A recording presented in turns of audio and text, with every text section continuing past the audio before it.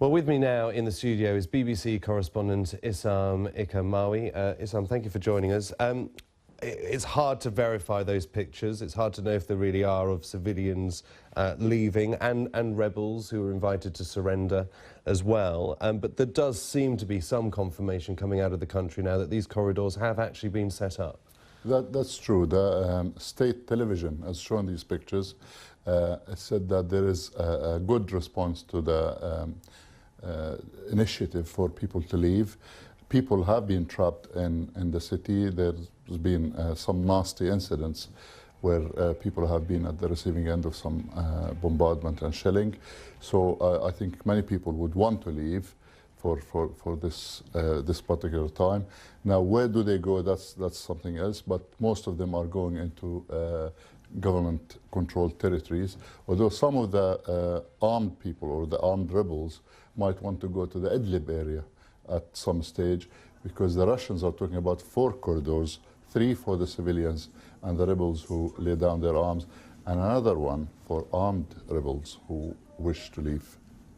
Now, presuming that these corridors are taking people to safety and hopefully humanitarian aid, there still seems to be concern expressed by the US government and the UN in the last hour about a couple of things. One, what, as you say, does actually happen to these people, both civilians and rebels as well, once they get out of Aleppo, and how are they looked after? But the other concern seems to be, and scepticism as well, particularly from John Kerry, the US Secretary of State, seems to be about the purpose of these corridors. Is it really to help people escape the fighting, or is it really just to give people the opportunity to get out of the city so Assad's government soldiers can actually take control of Aleppo? It's obvious that both the Syrian regime and Russia are pushing for the government, the pro-Assad troops taking over Aleppo. It would be a huge boost to their, in terms of morale, or also in terms of strategic importance, given you know how significant the Aleppo area is to the regime. Therefore, there is this drive for the Assad regime to take over.